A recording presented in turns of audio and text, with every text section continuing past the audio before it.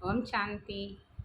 आइए आज ही हम आपको बताते हैं अपनी कहानी, अपनी जवानी में अपने अनसुलझे रहस्यों को, जिन्हें शिव बाबा ने अब सुलझा दिया। तो हम समझते नहीं थे कि कौन हैं हम, कहाँ से आए हैं, लेकिन कुछ अलग सी बातें थी हमें। तो हमारा जन्म हुआ था फरकाबाद, उत्तर प्रदेश में, ज़िला फरकाबाद में। हमारा जन्म सन 1974 में हुआ। तो हमारे जन्म का नाम, मेरा जो लौकिक नाम है वो है अंजना, और अलौकिक जन्म का नाम है बीके अंजना। अब बीके अंजना तो बीके यानी ब्रह्मा कुमार कुमारियों द्वारा हुआ। तो ये जन्म ही हमारा सुबह के समय हुआ, 4 बजे, सोमवार वाले दिन सुबह के 4 बजे। और फिर उसमें हमारी माता जी हॉस्पिटल में कार्यरत थी, तो वहाँ पर हमारे डॉक्टरों से ज़्यादा संपर्क, तो वहाँ मेरी माँ थी, तो हमारा सात्विक खान पान घर में रहा। बिल्कुल भी कोई भी चीज़, प्याज लहसुन वगैरह कुछ भी नहीं खाया जाता था। तो ऐसे ही हमारी पालना हुई। माँ भी बहुत धार्मिक थी, शाम को रामायण सुनाना और ये सब करना शाम को।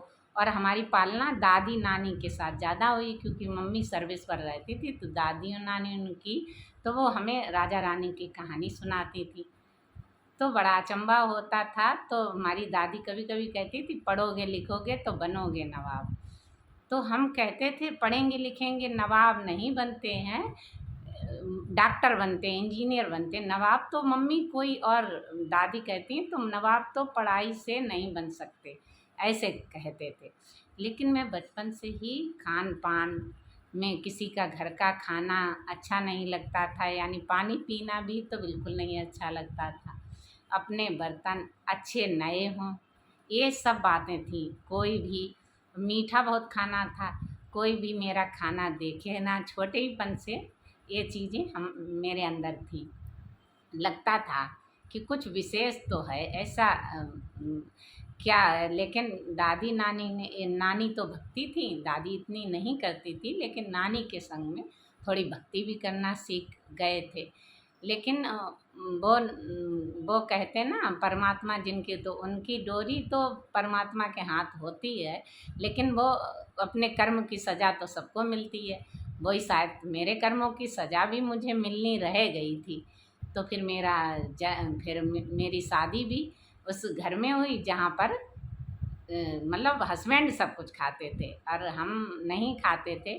तो फिर मुझे ऐसा लगता था कि आए दिन मुझे ऐसा प्रतीत होता था कि कहाँ हम राक्षस लोगों के संग में फंस गए, हम देवकुल की कोई आत्मा है। तो फिर ऐसा तुम्हारा ड्रामा मेरा हुआ कि ड्रामा ही ऐसा बन जाता है कि शादी हुई, वहाँ पर मुझे सौत भी मिली। तो मेरे मन में आया, करे सौत क्या है, ये मेरी बड़ी बहन है, ये तो बड़ी बहन जैसी रखनी चाहिए, और कोई सौत औत नहीं होती है। और खाने पीने वाले तो हमारे हस्बैंड कहते थे, हाँ तुम तो देवी होगा, हम राक्षसी ही सही। तो ऐसे हम बोल देते थे कि तुम राक्षस। बचपन से ही हमें छिपाने की आदत नहीं थी, कुछ भी बात हुई तो कह देते थे। यदि कुछ किसने भी गलत किया, सबकी बातें कह देते थे, तो हमारा नाम भी राजदूत पड़ गया था। ऐसी बातें हम करते रहते थे। तो इस तरह से हम जब अपने आप को समझने लगे, तो ऐसे शादी के लिए जब रिश्ते आते हैं थे, तो हम जो कहते थे, मुझे तो ऐसे चाहिए, दाढ़ी मूछ वाले नहीं चाहिए, मुझे तो ऐसे सुंदर चाहिए, सुकुमार चाहिए। लेकिन कहें किससे, अब कोई सुनने वाला मेरी नहीं था, तो ऐसा तो नहीं था। लेकिन हाँ, जो भी परमात्मा जोड़ी बनाता है अच्छी बनाता है। और फिर ऐसे मेरे मन में विचार आते थे कि पता नहीं मैं कौन हूँ, ऐसे कौन सोचता है। फिर हमें ऐसा लगता था कि स्वर्ग में हूँ मैं, मेरा घर भी नौकर चाकर वाला मिला था, लेकिन वहाँ पर मुझे अच्छा नहीं लगा कि सब लोग ऐसे ऐसे गंदे गंदे से बर्तन धो देते, ऐसा तो मैंने हटा दिए। फिर मैं हाथ से ही करने लगी। ऐसे करते करते पति थोड़े ड्रिंक करते थे, इस वजह से फिर उनकी कैंसर में मौत हो गई। तो पहले ही से हमें ये लगता था कि कुछ बात होने के लिए रहो तो कुछ ना कुछ हमें पता चल जाती थी कि ऐसा होगा ऐसा होगा।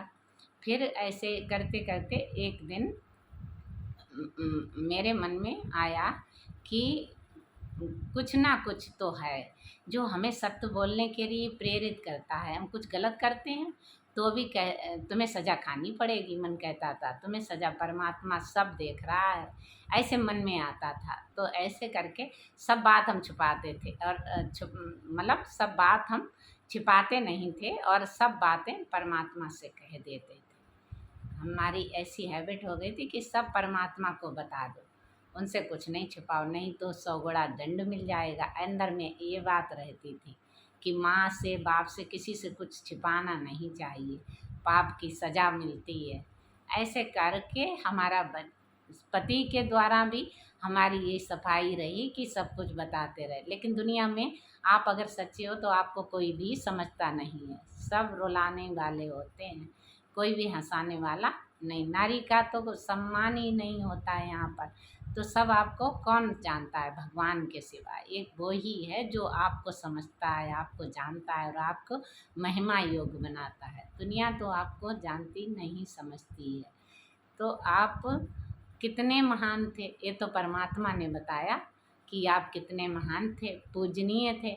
तो आप आकर, भगवान तो बेगर से प्रिंस बनाता है, लेकिन कहते नहीं कि पालने में ही पूत के लक्षण दिखाई दे जाते हैं। तो कुछ कुछ मेरे कर्म भी उसी प्रकार थे, लेकिन हम समझ भी नहीं पाए। फिर जब हस्बैंड की मौत हो गई तो हमें बड़ा अंदर में बैराग हुआ और मैंने 2-3 कविताएं भी लिख दी और उसके अंदर से लिखा था कि जो मतलब जो मेरे जीवन के रंग थे सब अब भगवान के रंग में रंग जाएंगे। अब कोई भी रंग मेरे जीवन का बाकी नहीं रहा, अब सब रंगीन परमात्मा के रंग में होना चाहिए। इस तरह के मेरे मन में विचार आने लगे तो मैं अपने मायके में आ गई, माँ के साथ रहने लगी। अब परमात्मा को तो बहुत सारे काम कराने थे। फिर मैं स्कूल में पढ़ाने लगी, बैंकों के एजेंट बनी, फिर मैं होलसेल भी करने लगी, माल भी लेके माल भी वेस्टी जात का सप्लाई करने लगी। ऐसे करने लगी, हर कुछ काम वो परमात्मा करा रहा था और मैं बहुत सारे कार्य कर रही थी। पोस्ट ऑफिस का भी काम कर रही, ट्यूशनें भी पढ़ा रही थी, स्कूल में पढ़ा रही थी, क्योंकि बच्चे थे ना पालना के लिए। तो इस तरह से बच्चों को पालना था। तो इस तरह पालते पालते मेरे कब जीवन में परमात्मा की एंट्री हुई, ये मुझे ऐसे पता चला कि कोई कह रहा है कि यहाँ आओ। तो मैं एक दीदी से मिली, उनसे हमने पूछा कि दीदी ये बताइए कि भगवान आया है? वो बोली हाँ। हमने कहा ये बाबा तो ब्रह्मा बाबा, मतलब ये बाबा कौन है, गुरु तो नहीं करने हैं, तो ये तो दिखते हैं ना, ये सेठ थे कोई।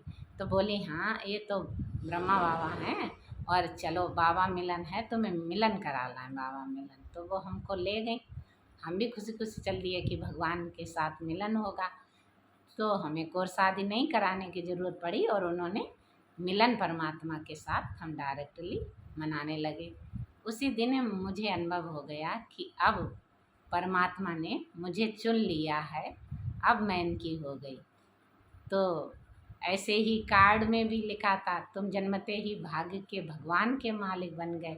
तो मुझे आया ये क्या गलत हमारे कार्ड मिल गया कि हम भगवान के मालिक कैसे हो सकते हैं। फिर ऐसे साक्षात्कार होने लगा कि हमारे ऊपर कलश दूध का गिर रहा है। ऐसे ऐसे मैंने बहुत साक्षात्कार हुए, कहीं सोते पे हुए, कहीं कुछ हुए। तो मैंने कहा कुछ तो है, कुछ तो है, परमात्मा मेरे इर्द गिर्द रहता है या कुछ है, तभी भगवान ये सारे दे रहा है। ऐसे करते करते मैं बाबा से, हमने कहा बाबा अभी तो हम बैंक में लगे थे, तो हम कहे बाबा अभी तक हम कार्यरत कर रहे हैं लेकिन आगे नहीं करना है, तो आप हमें 5 बार हमसे मिलन मना लेना। मैंने अपना संकल्प पूरा किया और 5 बार मिलन मना लिया। फिर मेरा एक संकल्प और बाबा ने पूरा किया। फिर मैंने मन ही मन एक सेंटर पर मैं सेवा करती रही।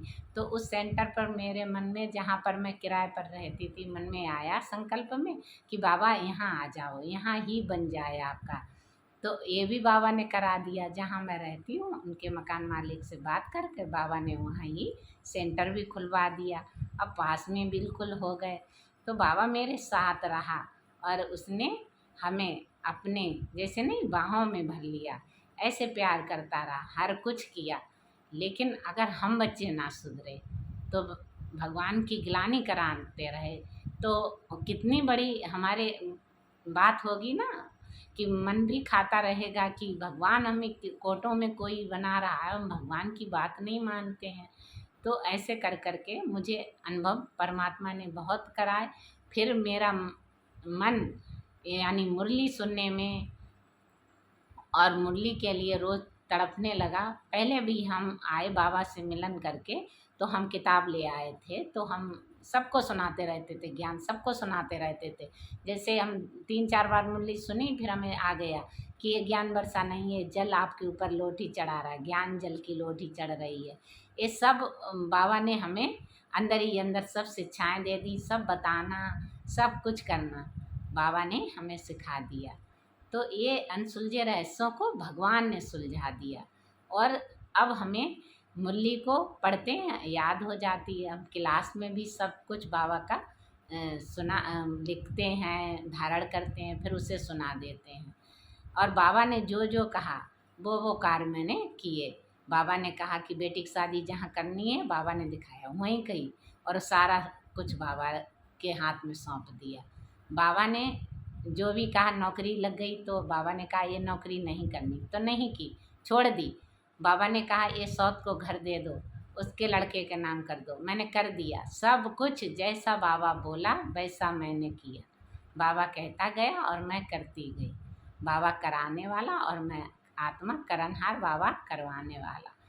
वो कहता है बच्चे सज़ा तो मिलेगी जो कर्म किए हैं, लेकिन सज़ा में भी मज़ा आएगा। ऐसी सज़ा जो मज़ा में बदल गई। अब कोई बाकी ना रहा, एक भगवान को पाकर, एक भगवान को पाकर सारे दुख दूर हो गए। इतना अच्छा भाग्य, ऐसा कहीं भी भाग्य आपको मिल नहीं सकता। जो मिल रहा है उसमें खुशी रहो और परमात्मा का गुणगान करते रहो, तो महिमा योग बन जाओगे। भगवान की महिमा करोगे तो महिमा योग बनोगे। अब हम जगत की महिमा करते रहे तो क्या बन पाए। लेकिन जगत में माता पिता से बंधन था, लेकिन अब परमात्मा सुख का संबंध जोड़ रहा है। तो उस सुख की अनुभूति में, उस सुख के संबंध में हमें अपने हर कर्म बाप की याद में करना है। अच्छा, ओम शांति।